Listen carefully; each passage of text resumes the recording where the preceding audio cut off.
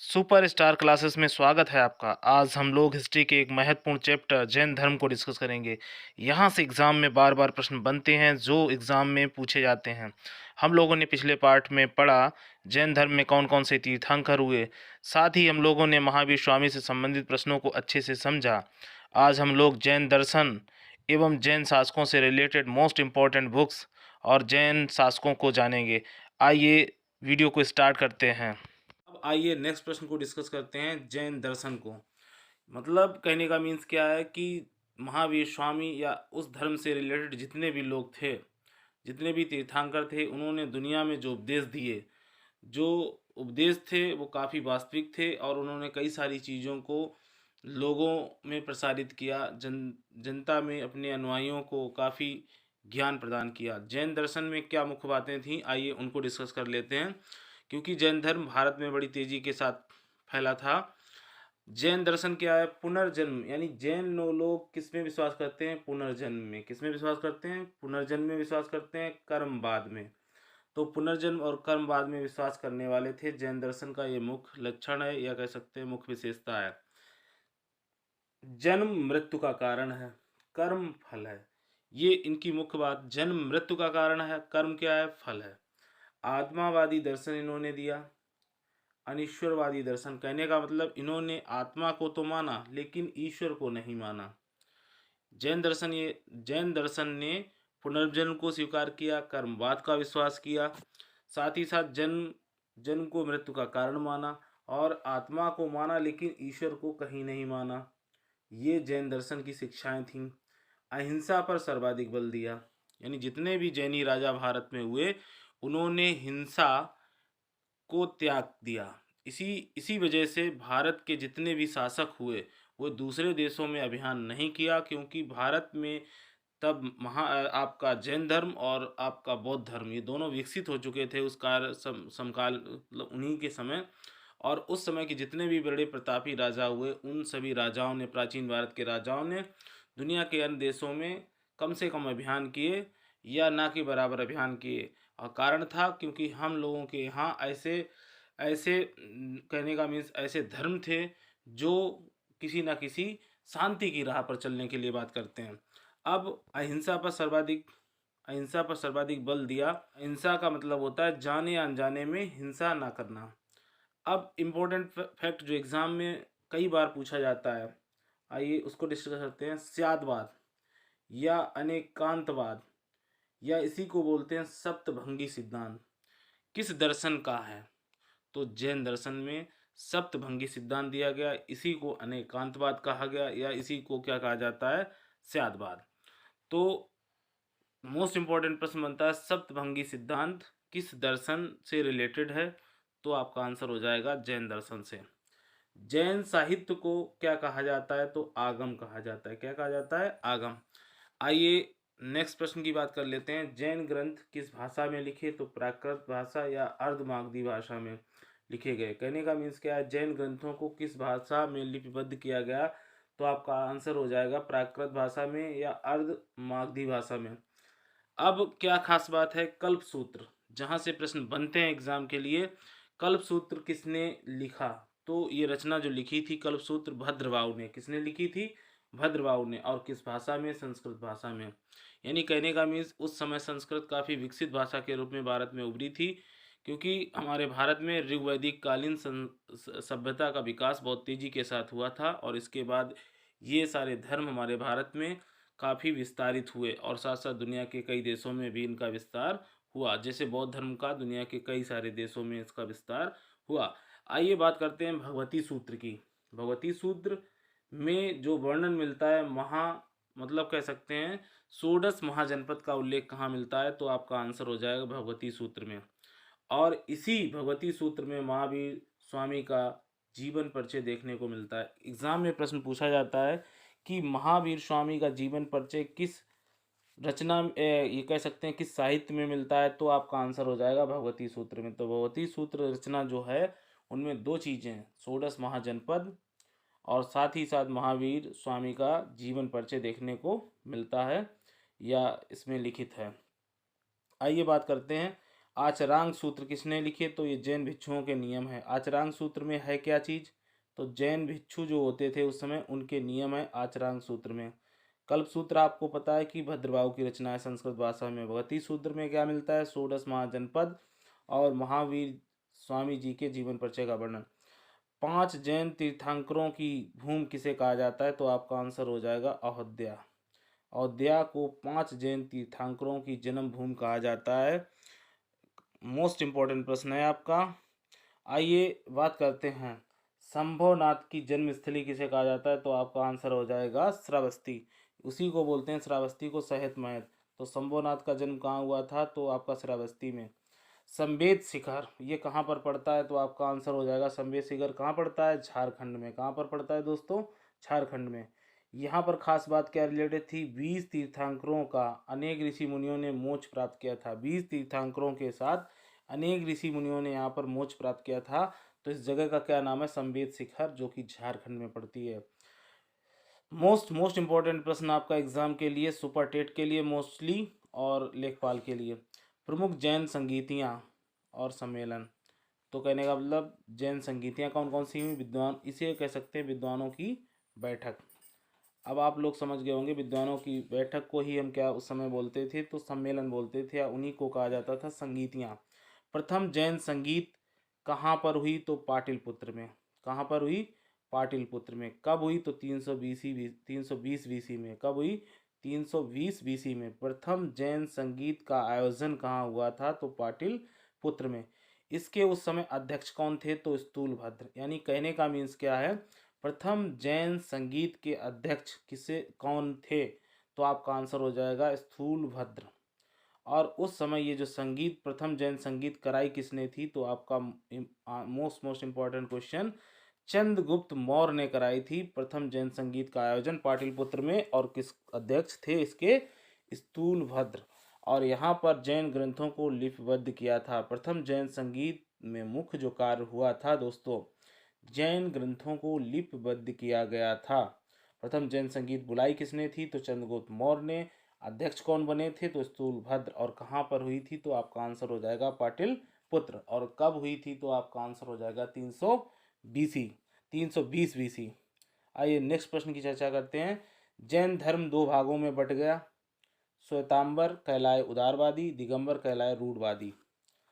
जैन धर्म 2 भागों में बटा था प्रथम जैन संगीत के बाद।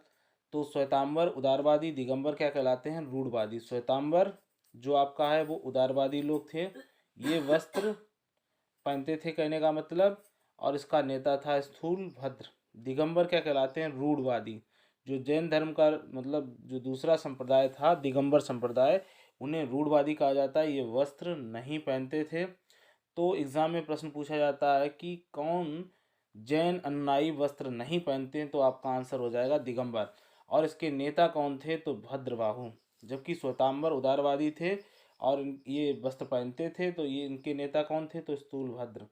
आइए बात करते हैं श्वेतांबरकों को तेरापंथी। श्वेतांबर को क्या कहा जाता है? तेरापंथी कहा जाता है। और दिगंबर को क्या कहा जाता है? तो समया। क्या कहा जाता है? समया। अगर आपसे आंसर पूछा दिगंबर को समया कहा जाता है, श्वेतांबर को तेरापंथी कहा जाता है। अगर दिगंबर के नेता पूछे जाएं या अध्यक्ष पूछे जाएं, मतलब नेता कौन थे? तो भद्रबाहु। श्वेतांबर के कौन थे? तो आपका आंसर हो जाएगा स्थूलभद्र। आइए नेक्स्ट प्रश्न की बात करते हैं। द्वितीय जैन संगीत का आयोजन कहाँ हुआ था? तो ये हुआ था वल्लभी गुजरात में। यानी ये जगह जो पड़ती थी वल्लभी गुजरात में पड़ती थी, और ये हुई थी 512 ईस्वी में। और पहली वाली जैन संगीत का आयोजन कराया गया था पाटलिपुत्र में, चंद्रगुप्त मौर्य ने कराया था, तो 320 बीसी में। और स्थूलभद्र उसके अध्यक्ष थे। और ये ठीक 800 साल बाद द्वितीय बौद्ध संगीत का आयोजन कराया गया गुजरात में। द्वितीय बौद्ध संगीत का आयोजन कराया गया कहाँ? गुजरात में। और आप जान लीजिए इसके जो अध्यक्ष थे, काफ़ी मोस्ट इम्पोर्टेंट प्रश्न यहाँ पर बनता है एग्जाम के लिए, और खासकर आपकी सुपर टेट लेखपाल एसएससी एग्जाम्स के लिए। अध्यक्ष थे देवार्धी क्षमा श्रवण। तो देवार्धी क्षमा श्रवण द्वितीय बौद्ध संगीत का आयोजन, इसके अध्यक्ष थे। आयोजन हुआ था 512 में वल्लभी गुजरात में। जगत का निर्माण 6 पदार्थों से हुआ। इसमें जो खास बातें थी इन्होंने बताया, जगत का निर्माण 6 पदार्थों से। तो जीव, धर्म, अधर्म, युगदल। और कर्मफल आकाश काल। युगदल को कर्मफल भी कहा जाता है, आकाश काल, जीव, धर्म, अधर्म। ये सारी जो हैं कहने का मतलब ये 6 जगत का निर्माण 6 पदार्थों से बताया जैनियों ने। जीव, धर्म, अधर्म, युगदल, कर्मफल, आकाश काल। जैन शब्दावली क्या है? संथारा या संलेखना। संथारा और संलेखना भूखे प्यासे रहकर तड़प तड़प कर अपने प्राणों को त्यागना क्या कहलाता है? इसी प्रथा को बोलते हैं संथारा या संलेखना विधि। क्या बोलते हैं? संथारा या संलेखना विधि क्या है? तो कोई भी जैनी मतलब इसमें भूखे रहकर तड़प तड़प कर अपने मतलब प्राणों को त्यागता है। अब कुछ टर्मिनोलॉजी की बात करते हैं। बसद किसे कहा जाता था जैन? तो इन जैन मठों को जहाँ जैनी संत रहते थे उन्हें कहा जाता था वसदी। जैन मठों को बसद किसे कहा जाता है? जैन मठों को। और वहाँ पर क्या मिलते थे? तो जैनी संत। आइए बात करते हैं मत किसे कहा जाता है? इंद्रजनित ज्ञान को हम मति बोलते हैं। सम्मोहा क्या था? तो जैन विहार थे, यहाँ पर विद्यार्थी रहते थे। कौन रहते थे? विद्यार्थी।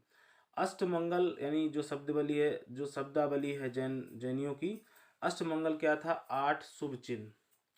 और निषद जो शब्द है, जैन अनुयायियों के कर्मकांड पद्धति इसमें निषेध के अंतर्गत बताई जाती है।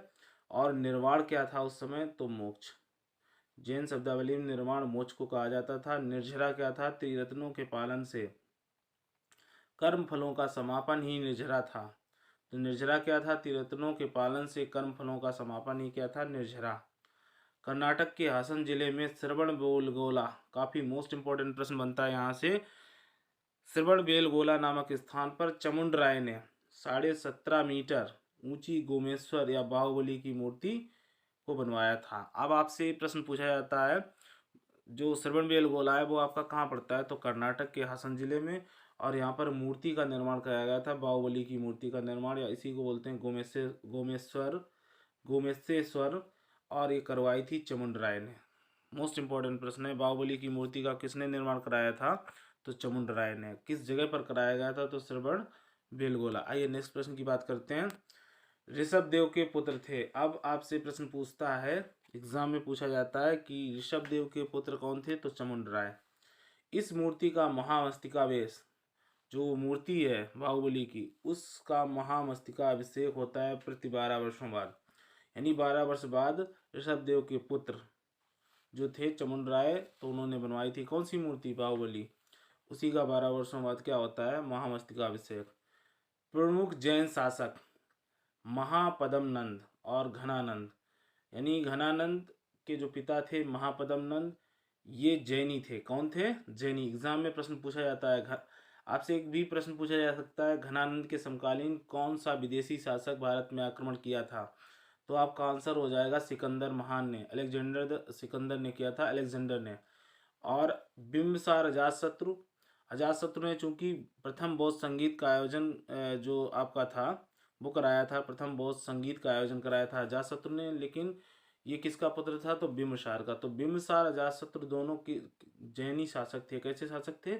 जैनी। लेकिन बिम्बिसार ने दोनों धर्मों को संरक्षण प्रदान किया था, या अजातशत्रु ने भी संरक्षण दोनों धर्मों को प्रदान किया था। चंद्रगुप्त मौर्य ये भी कैसे शासक थे? तो जैन शासक थे। चंड प्रद्योत पीलिया से ग्रस्त हुए थे, चंड प्रद्योत, और इनका इलाज किसने किया था? तो आपका आंसर हो जाएगा जीवक। और जीवक बिम्बिसार के राजवैद्य थे। कौन थे? मोस्ट इंपॉर्टेंट प्रश्न बनता है एग्जाम के लिए कि चंड प्रद्योत का इलाज पीलिया का किसने किया था? तो जीवक ने किया था। और किसने करवाया था? तो आपका आंसर हो जाएगा बिम्बिसार ने। किसने? बिम्बिसार ने। आइए नेक्स्ट प्रश्न की बात कर लेते हैं। यहाँ पर नेक्स्ट इंपॉर्टेंट प्रश्न एग्जाम में पूछने वाला प्रश्न है आपका, कौन सा बहुत कट्टर जैनी शासक था? तो दोस्तों सबसे कट्टर जैनी जो शासक था खारवेल। कौन सा? खारवेल। दोस्तों ये एक बहुत ही कट्टर जैनी शासक था खारवेल।